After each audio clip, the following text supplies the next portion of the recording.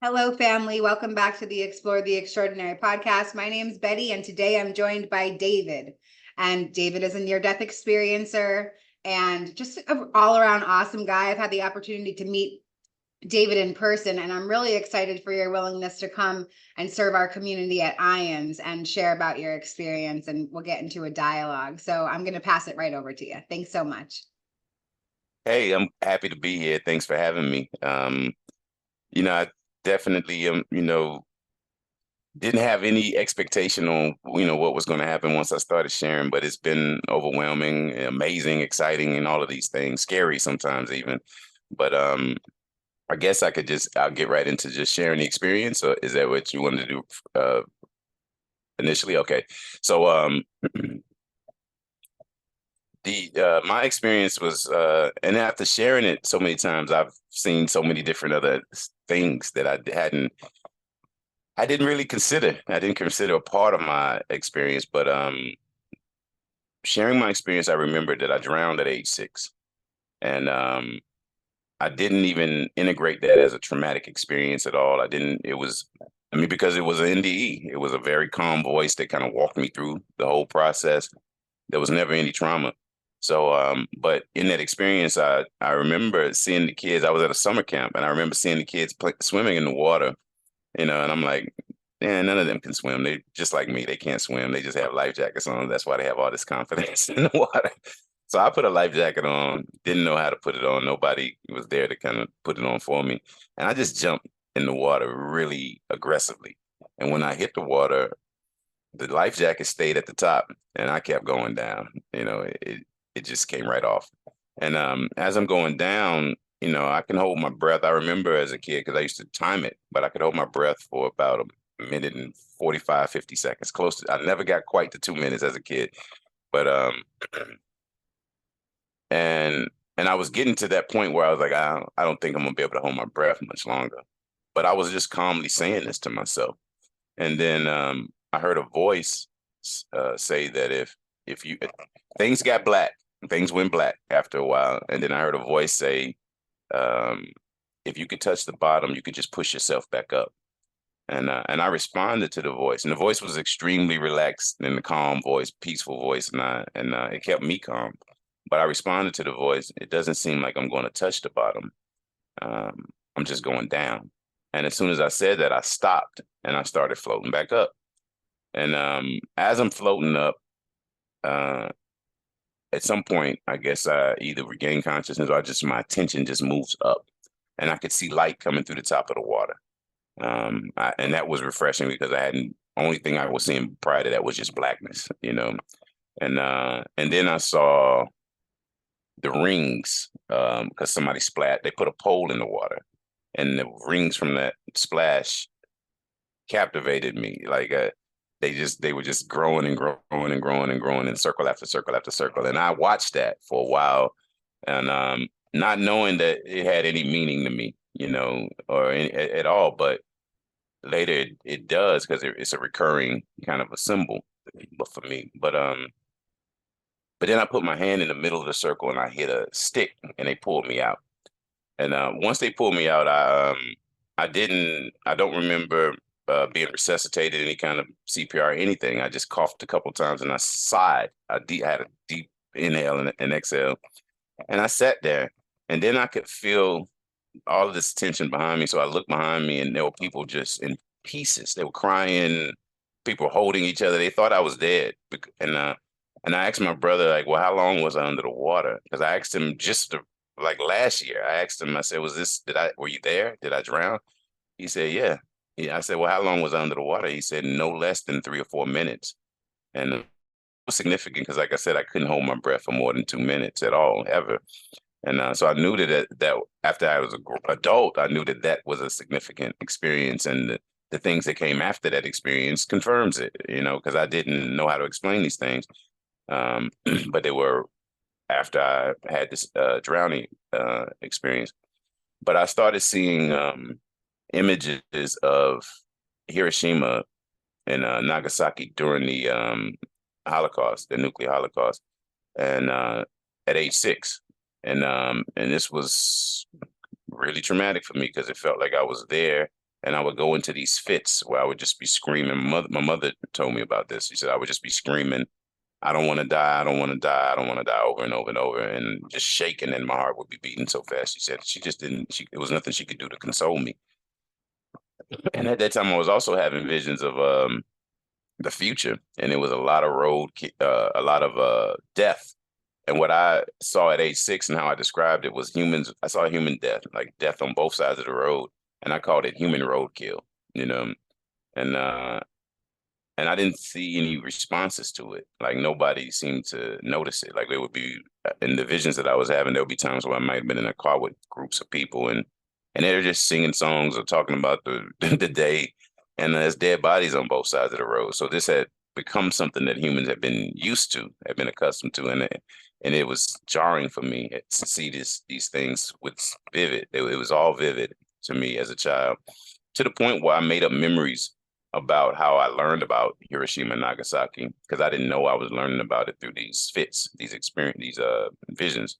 But my mother gave us encyclopedias when we were kids, but those encyclopedias weren't with us when we moved to Germany. So the memory that I created was that I read about Hiroshima and Nagasaki in encyclopedias that my mother gave us. Those were in North Carolina. We were living in Hanau, Germany at the time. So that memory was made up. Like I didn't know where those memories were coming from, but they instilled in me a deep kind of interest and concern about nuclear energy and nuclear power. So I was at age in my teens reading about thorium as an alternative to uranium, wondering why we didn't use thorium instead of uranium, and these things were like really personally important to me, you know, and didn't have people I could talk to about this stuff, of course. So most of my weirdest interests and orientations, I just kind of had them, you know, they were just mine. And even black holes, as a teen, I drew a picture, and I wish it was near me, but I drew a picture of what I thought, how I thought black holes functioned in the universe. And it was I didn't think they could be random, you know.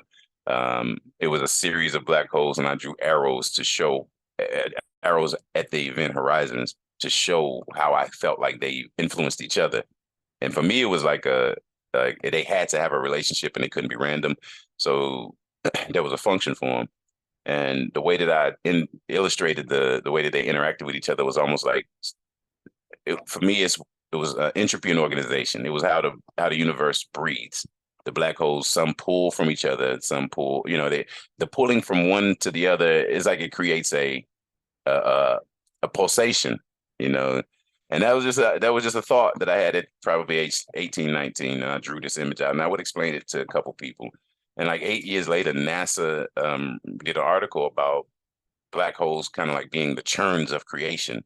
And that was the exact thing that I drew, was a bunch of circles that looked like churns, you know, that were interacting with each other that I thought were black holes. And if I had extrapolated that image out, you know, a lot, it would have even looked like something that was mentioned by Terrence Howard and Ronvaldo Melchizedek, the flower of life. But I didn't have any conception of that at the time. I wasn't trying to make it look like anything. It just looked like the flower of life, because these black holes to me were in a series. And okay, so all of that kind of shaped my disposition from a childhood. I was depressed pretty much from age 6 moving forward because of all the death that I was having visions about, and it didn't allow me to connect with life and wanting to do things, like wanting to be something when I grew up. I didn't really have a lot of that ideation. As deep as it got was, I think, a book I had read as a kid talked about firemen, and I was like, okay, I could be a fireman. And then as I got a little older, I started playing football, and I was good at it. Didn't really have passion to play it forever. I always said if I did go pro, I would only play a couple years, you know, and just do something else. But I was good at it, so then I was like, okay, I'll play football. You know, I had some colleges recruiting me, and then ended up not playing football either. Nothing really. I had no passion, and you know, and I don't know if it was, like I said, because of just being turned off from this life due to the 6-year-old NDE, and also growing up in the town that I grew up in, there was a lot of racism, and that was kind of what fueled some of the anger and the stuff that ultimately led to the second NDE. is I saw the KKK multiple times as a child. Outside of that stuff, it was an idyllic kind of childhood. I played in the woods all the time. I was, you know, fascinated by nature. I was digging holes and trying to find fossils, and any little piece of glass or rock that I liked, it was all a treasure to me. And I collected all these things.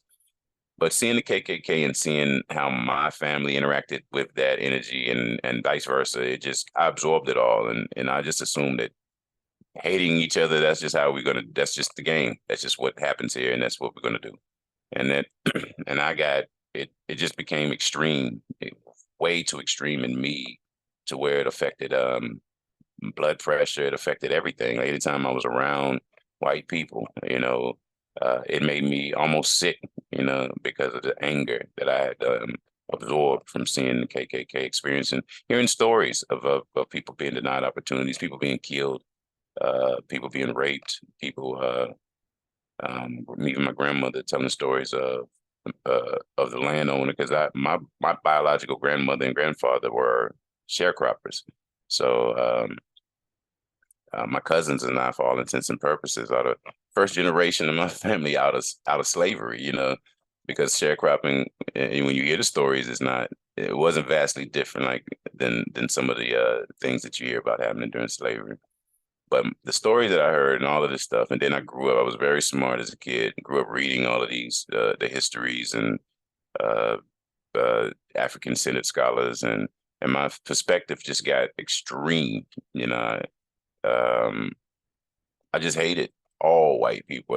It was my mind allowed me to turn the everyday white person, the school teacher, the bus driver, anybody, into a part of my oppression. And I was able to create a link, and it made me immediately just start feeling anger pretty much anywhere I went where I saw white people. And it just wasn't healthy. It ultimately led to my digestive system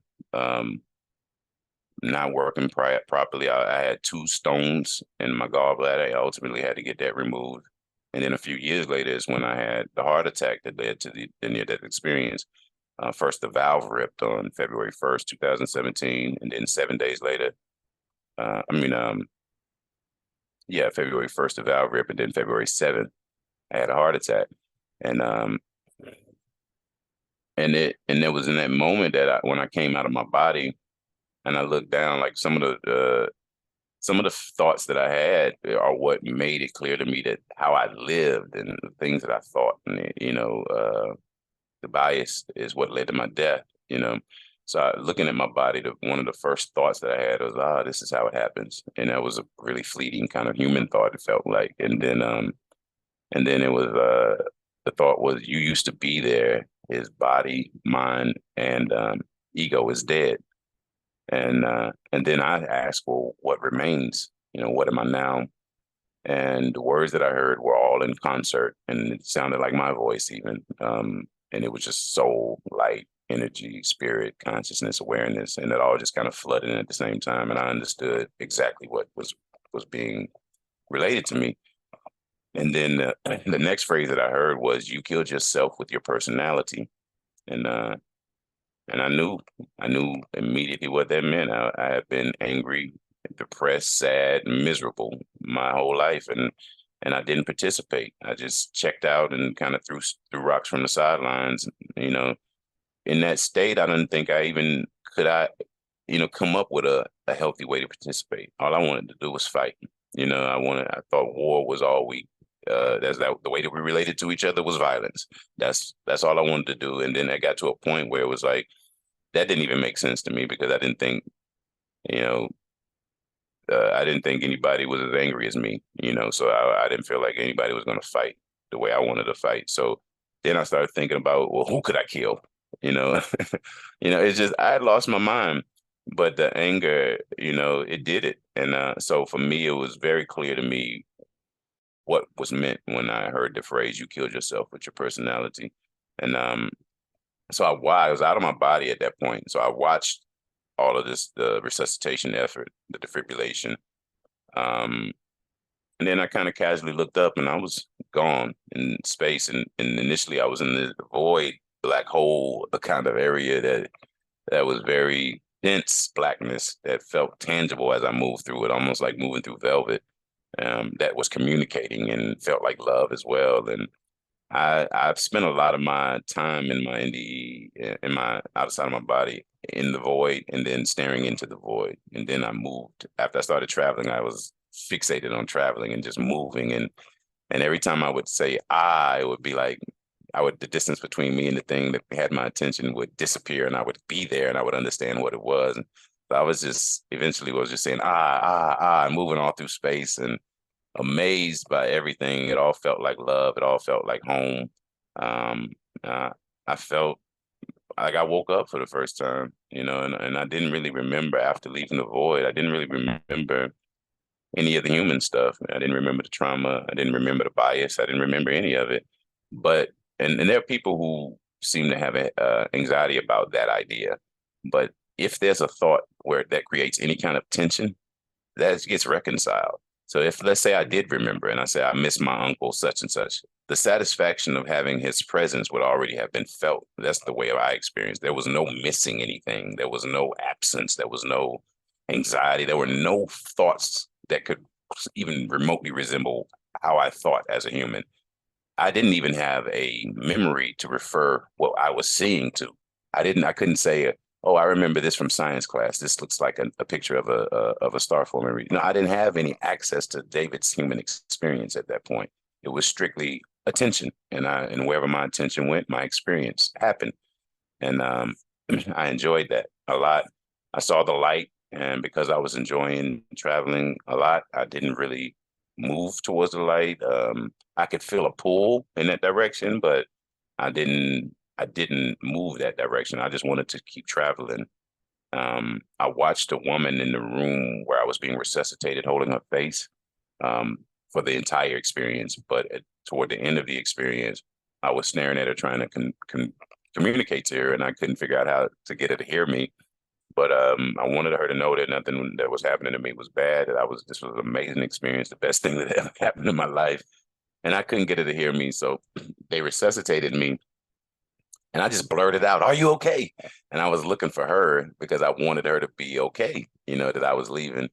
But my attention was in the emergency room. So it seemed as though as soon as they resuscitated me, I was back in my body and blurting out, still trying to communicate to her. So the words just, "Are you okay?" came immediately out. But the first thought that I had when I opened my eyes and looked at the guy in front of me, I was like, damn, they woke me up. Like, they really woke me up, because for a minute, I did not think that I was dead. I thought I just was sleeping, and it was the best dream, best sleep that I'd ever had for a moment. But then when I saw the defibrillator, this pad on my chest, because when I asked the lady if she was okay, then I asked the guy holding the defibrillator pads if he was okay, and he cut me off and said, "Are you okay?" And then somebody from the right said, "You didn't feel that?" And then I was about to just immediately respond and say, "Feel what?" But I just looked down and I saw this gel kind of like pad on my chest that had the two indentions from the defibrillator pads in it. So that's when it kind of flooded into my human mind. Oh yeah, you did just die. And from there it's been a landing, trying to figure out what happened to me for 3.5 years. I was deeply depressed because I just wanted to go back. And after that depression started to subside, it was more, okay, now I got to learn how to be here because I don't have any passion I don't have any attachment to these ideas. I don't even have an attachment to the occupation that I had for 20 years prior before my NDA. I don't even care if I'm doing that or not. I don't. So it's like I've been talking to a friend of mine who had a near-death experience that I met, because I started sharing mine on Clubhouse, and I met a guy named Zachariah, and he had a near-death experience that is fascinating and complementary to mine in strange ways. But we talked a lot trying to understand what had happened to us. And we looked at science, medicine, we looked at psychology. We really were deeply trying to understand what happened to us. So we were always on the phone every day, just about.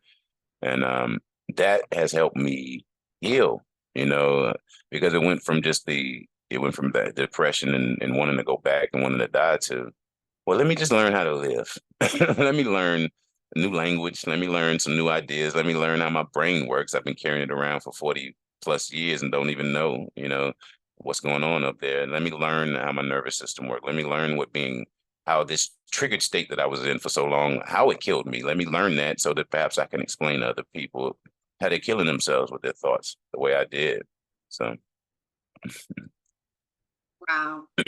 Thank you so much for sharing. And thank you for sharing about the childhood experience, because I've never heard you share about that before. So, and I love how coming into awareness and beginning to share about our experiences opens up all these other doors that are deeply buried in our subconscious.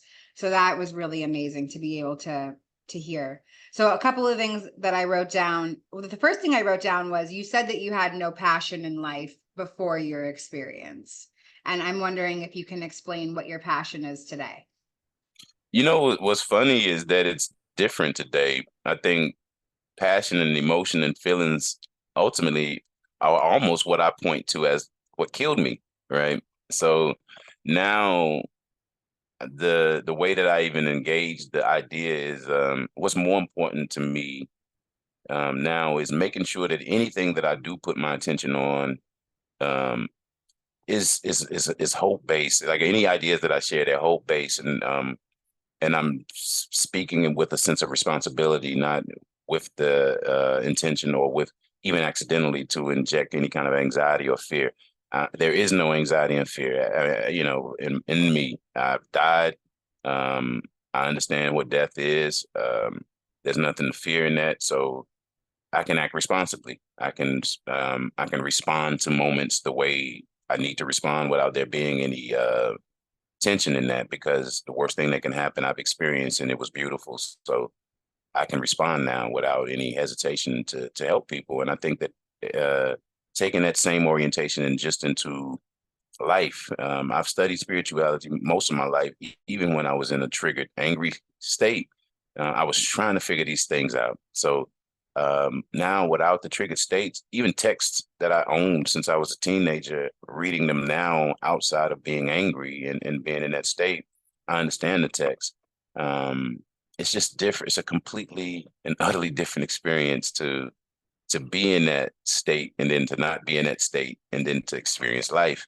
And now I actually have, I wouldn't even call it passion. It's just an orientation that compels me to be responsible here and operate with virtues and values and to want to collaborate and work with others, so it's not really passion in the sense it's more like loyalty in this system, to the system that allows life to happen, because life to me now is what I would say I'm most passionate about, if there is any passion that I can engage here. I'm very passionate about life as being the gifter. Like it gifts us with the the opportunity to create words and religions and stories about reality and life. And then we take those stories and weaponize them or do whatever we do with them. But the gift is life. Wow. Yeah. Thank you for that. I love the way that you just put that. And it's reminding me of a lot of different channelers. And they say, follow your joy, follow your highest excitement. That's what life is really about. So I kind of want to switch gears a little bit, and I want to talk about the narrative of transformation and what that's like. So I had a really similar experience where my life before was poverty, racism, drug addiction, and my experience transformed my life 180 degrees. Not everybody has an opportunity to die in order to dismantle their thought systems. So maybe we can talk a little bit about, I'm really curious about your relationship with your family after your experience, because if this is the way that you were before, I'm sure that you had expressed your thoughts and views the way that they were. And, maybe even some of it came from your family. I know in my case, all of my views came from my family. I never had an opportunity to think for myself. So I'm curious, what was that shift like for you? I would say I was probably the most angry person in my life. So for most people who see me more in a more lighthearted state, it's a welcome thing for them. There are people who are shocked to hear me say certain things that really are clear indications that I just don't think the way that I used to think. And then there's certain conversations that I sometimes railroad it, because there are people who may not have talked to me in years who come back and they want to continue talking to me in the same way that I used to talk, in terms of pointing fingers and hating, and and I don't really see I don't see any benefit in pointing fingers at anybody. If the problem is in my community, I'm right there. I can do some action instead of waiting for some outside variable to come fix my problems. My orientation now is hope and responsibility. So I don't see anything. I mean, if it's a problem that needs to be fixed, then there's action that needs to be had, not a bunch of emotions that need to be felt, not a bunch of fingers that need to be pointed at, unless you're pointing at the problem so you can show somebody else where to go to get to work, But I think that that orientation is what's changed in me, because before I was more so focused on the anger surrounding why the situation exists in the first place. But and that doesn't really create action, and unless you want to go kill the people who you think created the problem. And that was really the only ideation that I probably was having in my anger and my rage, was not helping people around me that are suffering in similar ways that I'm suffering, but going out somewhere and following some hero's journey to some castle on some mythical mountain and finding this great white KKK magical wizard and killing him. And out of all of the problems that Black people have, it was no rational thought there. If there's a problem around me, I can get to work. I can fix the problems around me. Once you give yourself agency and you give yourself sovereignty over this experience, it doesn't make sense to point fingers at anybody. You know that you're co-creating everything that's happening here, and you just get to creating. You get to doing. Doing is a faster way of manifesting than sitting and thinking about manifesting. Just go manifest it. So if you want to change reality, the actions, our habits, our interactions with each other are the fastest way to start moving things in a different direction. We can sit and pray and meditate and think about peace and love all day too, but we still got to get out and do love. We got to be love. We got to be these things and not just sit in our isolated vacuums, meditating and praying, assuming that's the only thing that has to happen. This is an interactive team event, and we have to get that.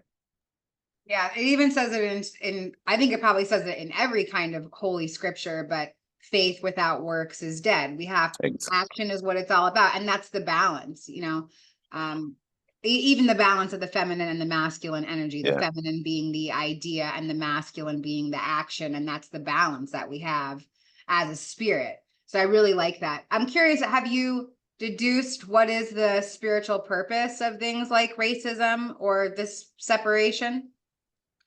I don't even believe it exists. It's just a perceptual thing. I think there are perceptual things that lead to certain ideas that can get crystallized, especially if there's anybody that has a motive or have any trauma. If trauma can bring people together in very tight circles, that, and in those tight circles, all of the beautiful ideals that exist as universals are practiced there.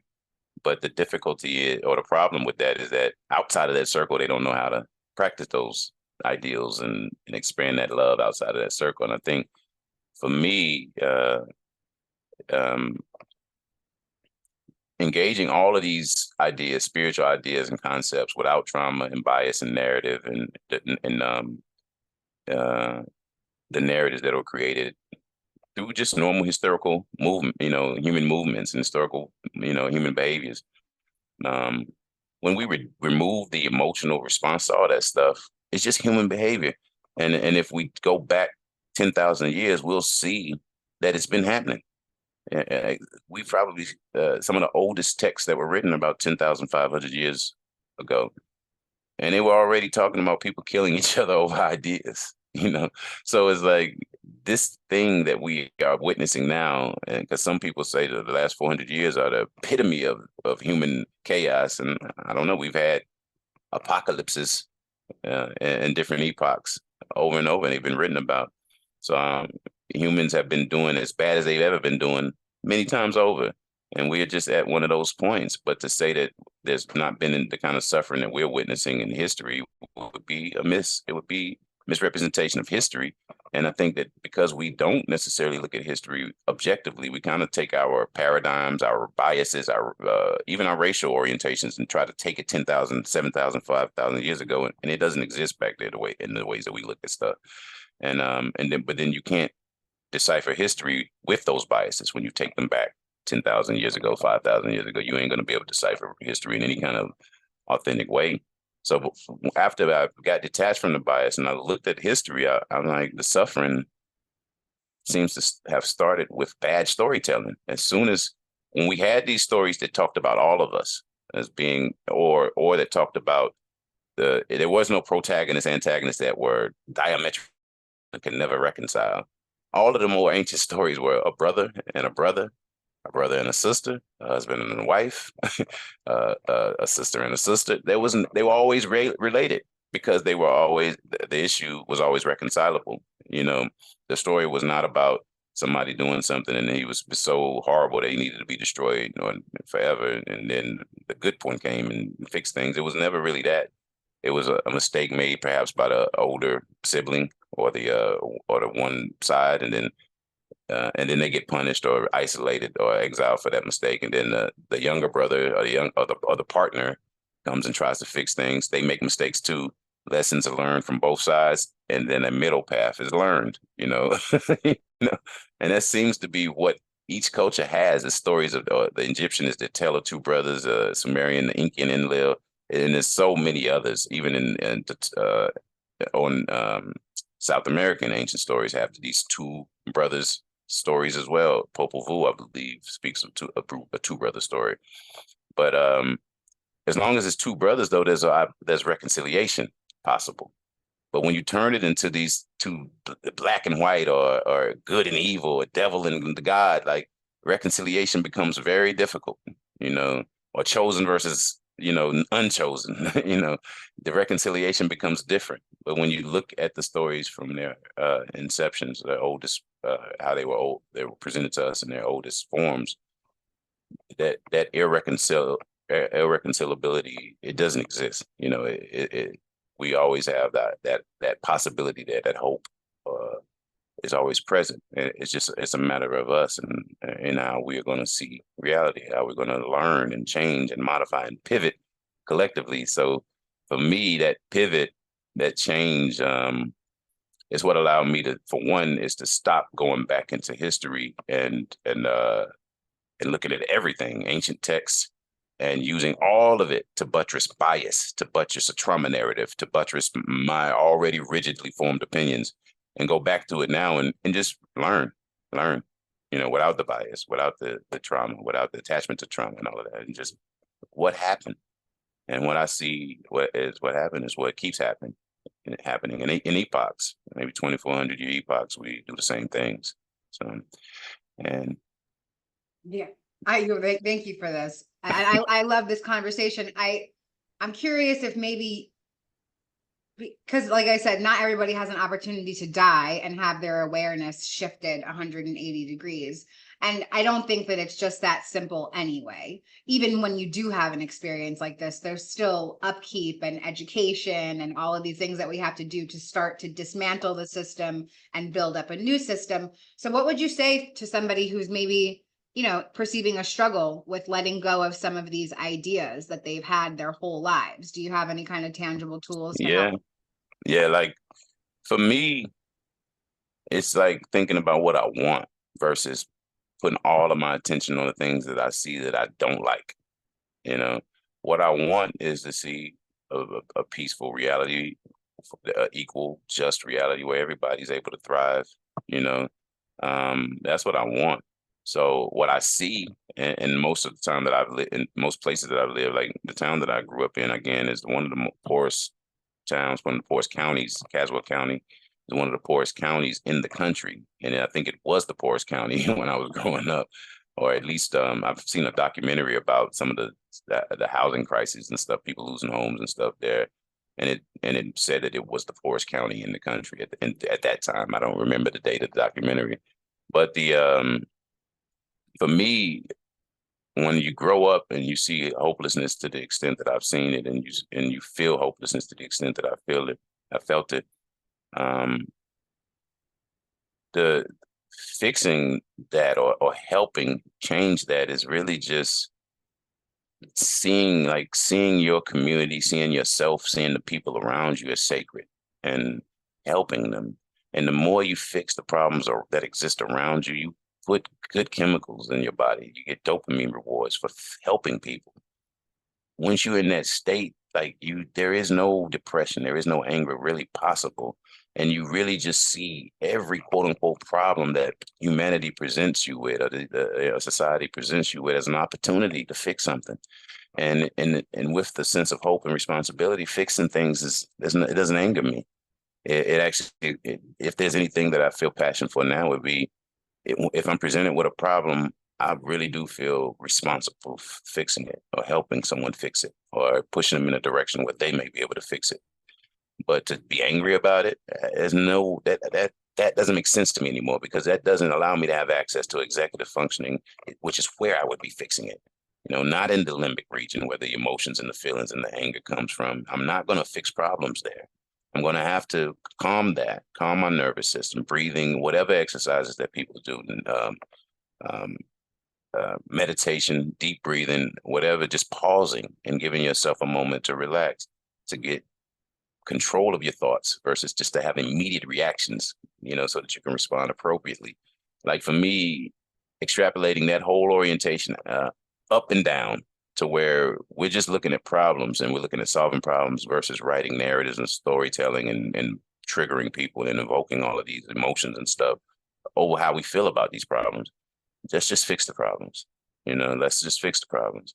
Because without the emotion and the anger, I probably would have been able to fix problems. I probably would have felt compelled and maybe even had passion to go to schools for science and all these other things. If I thought that I mattered, if I loved myself, if I loved life, I would have wanted to participate more in it. But I didn't have an opportunity. I wasn't presented a circumstance that gave me that kind of love for life and love for humans and love, so I hated. And I retreated and I stayed away and participated only from on the sidelines throwing rocks, but I just want to give people hope. I want to, and I think that to me, it's not about not seeing the problems. It's just about how we respond to them, versus reacting to them emotionally and angrily and with the bias that they often create. I grew up in a town of maybe 3,000-4,000 people. To say that my experience there allows me to rationally say all white people are a certain way, that's not a big enough sample. Like I haven't had a broad enough experience to speak about all of anybody, all of anything. And so it becomes a thing now where I just question my thoughts as they even arise. Is that even a valid thought? Probably not. I don't have that experience. That's actually really useful. And it's a good way to kind of reframe. And I think the thing that was coming up for me while you're talking, and I absolutely 1,000% agree with you, but in my head, playing devil's advocate, Yeah. like what's the opposite? And I think that people just feel powerless when they look at this huge, gigantic picture. You can't look at the whole world, right? If you want to enact change, you got to look at what you can do. Exactly. And then even take it a step further, what you can do in your community. But you Yeah. can't go all the way into like this huge thought of this gigantic system that's running the entire earth. You just got to stay focused in the present, count your fingers, count your toes. What can I do right here in my physical space? Yeah. So I really appreciate you sharing about some tangible ways to pause and recenter and come back. I think that's really important. I want to see if maybe we have some time to share about some of the other mystical experiences that have happened to you since putting yourself out there. I'm sure that this has just opened up a lot of doors, and I just want to see if there's anything else that you'd like to share about. I always tell people, like, when I was 4 and 5, I was having lucid dreams and sleep paralysis and scary stuff for me at that time. And I knew people's thoughts, and I knew when people were lying. So my whole life has been mystical, and having mystical experiences. but it confused me as a kid. And I remember praying to God at around 5 or 6, to take it all away. I don't want to have any of these gifts that people talk about, because nobody was able really ever to make the gifts uh work for me. Like it didn't ever, it was just information for me that was overwhelming, that I didn't often understand where it was coming from, you know. So after my NDE, like one of the things that people speak about that I've been tormented with much of my life, at least from my perspective growing up, was tormented to me. I didn't think it was a gift, was being an empath. Um, After the NDE, I was hearing and feeling and thinking a lot of stuff that I know had nothing to do with me and my experiences. And it was back to being tormented like it was when I was a child. And because I had kind of taught myself how to ignore extra information. I don't know how I did it, but it got to a point where I didn't pay attention to stuff. And but this time it was like, it was louder, it was more disruptive. And but I realized in that, like, what being an empath was. Like, I've been isolated for so long that uh, you get this information, you go out to work, come home, and now you have this information in you, but you don't know where it is, and it just stays in you, you know. But I didn't know. Like, I didn't know where the source of it was. I didn't know how to handle or process this information. Well, I think now, because the experience seemed to detach me from ideology, detach me from ego to a certain extent, not fully, because I'm still David in some ways, in a lot of ways. But I don't. Um, the biggest thing to me here is life. There are no days, there are no others. I don't like to speak in ways that insinuates anything remotely similar to that. I try to speak responsibly. I try to share ideas responsibly, because I don't want to be a part of any problems here, you know. But the gift stuff to me now is like, um, what made it matter is getting rid of attachment to ideas. If I don't have any ideas inside of me, feeling other people's stuff is no longer torment. I have space for it. And so now with being an empath, for me, it's like, if you are an empath, that means you're going to absorb ideas, information, energy. Um, the best bet for an empath that's deeply empathic, that is really have a strong pull for this type of energy and information, is to get rid of what you have, to get rid of the bias, get rid of attachment to ideas, get rid of um, trauma narratives that make one idea more important than another idea. Like, if you're an empath, that's too much information to be holding inside while you're constantly gathering information. So by not holding information inside of me, I've been a better conduit for information that's coming through me, to me, and is flowing in me all the time since I was a child. I'm a reflector in human design, and it seems like the implications of that are more apparent. I didn't really understand what it meant, and I still am not deeply, involved in human design. But I've had people explain to me some of the implications of that stuff, and best way for me to be is the way that I've learned to be since my NDE, and that's not to be attached to information, because I'm going to always have it being it's going to always be pouring through me constantly. So if I'm holding it, I'm blocking processes. I'm blocking my own natural way, you know? So I just don't want to have bias. So for me, some of the mystical stuff is really even just grounding my understanding of mystical stuff. Like, because what I noticed in sharing my story is that people sometimes are distracted by the mystical stuff. But what is revealed to me over and over and over and over and over is that demons, we can't keep pointing finger at demons when it comes to bad human behavior, and God is not going to come fix problems that are our responsibility to fix.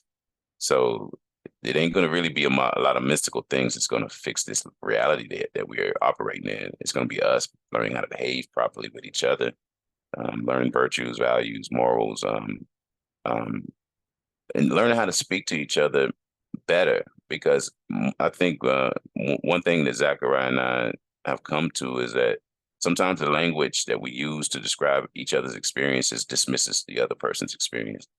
And but moral injury is something that all human beings in we deal with.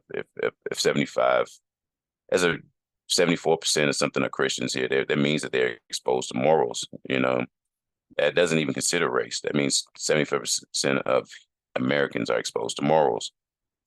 If this society isn't operating in a way that most people would say is moral, if we have politicians and leaders that are not moral, and we all see this, and now both sides are playing our emotions as it relates to the immorality of the leadership of this country, and you are moral. You feel inside you're a Christian, you're moral, and which is 75% of the people. Everybody, even the other percentages are still moral people, other religions, small percent of atheists, but there's Muslims, Jews, and Christians. That covers almost all of Americans, which are all moral orientations, right?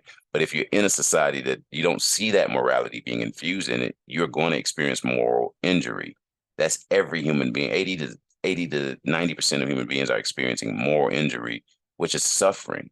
It creates a type of suffering that no real physical external pointing finger to suffering can measure.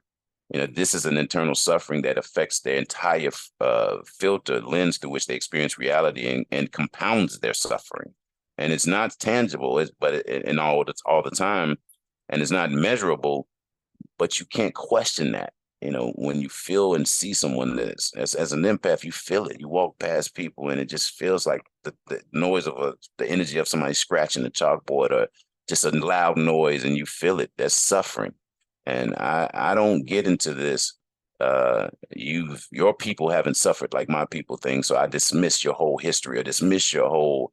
And a lot of us get into that, this pain Olympic stuff, and we got to stop that, because suffering, to me now, when I look at it, I think about moral injury, and that can be any one of us trying to function, trying to pay our bills in a society that we don't really see as moral anymore, but we have to exist here. We have to pay our bills here, and sometimes we have to compromise what we consider our virtues, our values, our morals, in order to do these things, in order to function here, because, so for me, it's like, trying to address these types of things, seeing each other, humanizing each other's stories, humanizing each other. If we have mystical gifts, that can help, as we're engaging the very basic things that are going to fix reality here, great. But it's not going to be the mystical stuff, I think, that's going to fix things. It's going to be us waking up and just seeing each other holistically, and loving each other, engaging properly, more gracefully. Wow, you just blew my mind in a bunch of ways, because you put it real simply. And the thing that you said about, empaths kind of dismantling their bias towards a situation. So if you hear someone's experience and you're like, oh my God, that's so terrible, and then you take that in, you don't need to judge it as anything. We don't need to be judges. We don't at all. Experience is just experience. And if we give people their spiritual autonomy to say, wow, okay, that soul signed up for that experience, and I honor their experience, and you don't need to place judgment or bias on it at all. That is so helpful, and you put it so simply. So I really thank you for that. And yeah, we have a friend in common, a spiritual rapper named Jay Clay, and Yes. he has a song called Let Go, and one of his lyrics in the song is, people having a bad past contest like they're about to win a prize. And and you just said that too, this pain contest. Why are we trying to outdo each other? Yeah. Sad stories. That doesn't seem like what the human experience can. It can be so much more. So I love everything that you just said. I love spending time with you together today. I want to see if there's anything else that you'd like to share to feel more complete about this time together.